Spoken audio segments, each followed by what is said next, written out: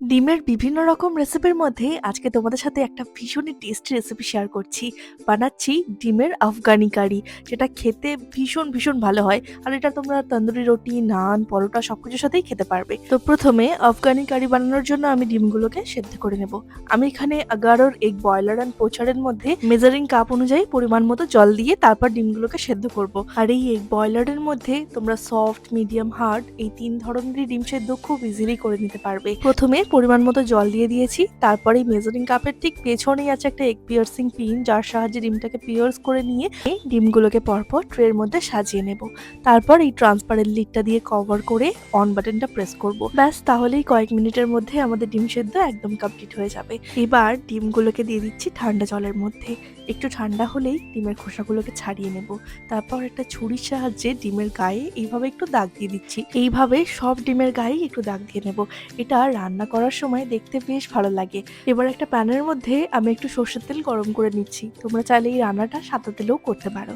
তারপর আমি ডিমগুলোকে হালকা করে ফ্রাই করব। তার জন্য ডিমের মধ্যে দিয়ে দিচ্ছি একটু স্বাদ মতো নুন, সামান্য একটু হলুদ গুঁড়ো, সামান্য একটু লঙ্কার গুঁড়ো দিয়ে ডিমগুলোকে হালকা করে ভেজে তুলে নেব।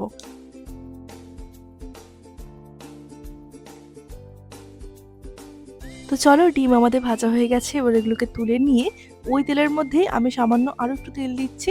এবার দিয়ে দেবো এর মধ্যে দুটো মিডিয়াম সাইজের টুকরো করা পেঁয়াজ, আর দিয়ে দিচ্ছি কয়েক টুকরো আদা রসুন, দিচ্ছি 3 থেকে 4টে কাঁচা লঙ্কা, দিয়ে দিচ্ছি অল্প একটু কাজু।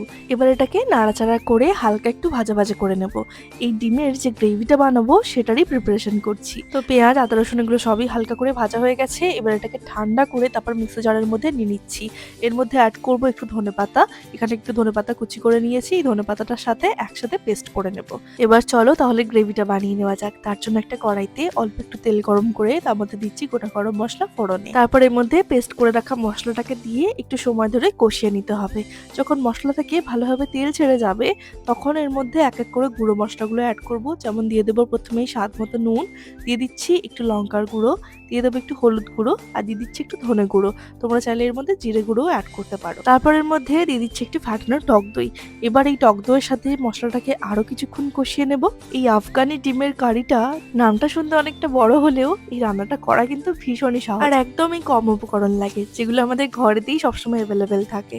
তো দই দেওয়ার পর আমাদের তেলটা সেপারেট হয়ে গেছে। তারপর এর মধ্যে একটু কাসুরি মেথি আর ভেজে রাখা ডিম, একটু গরম মশলার গুঁড়ো আর একটু ফ্রেশ ক্রিম দিয়ে ভালো করে মিশিয়ে নামিয়ে নেব। ব্যাস, আমাদের তৈরি আফগানি এগ কারি। এটা ভীষণ ভীষণ টেস্টি হয়, তাই অবশ্যই একবার ট্রাই করে দেখো। ডিমের তো অনেক রকম রেসিপি আমরা ট্রাই করি, তবে এটা কিন্তু অবশ্যই বানিয়ে দেখো। তো তোমাদের রেসিপিটা কেমন লাগলো অবশ্যই কমেন্টে জানিও। আজ এইটুকুই, টাটা।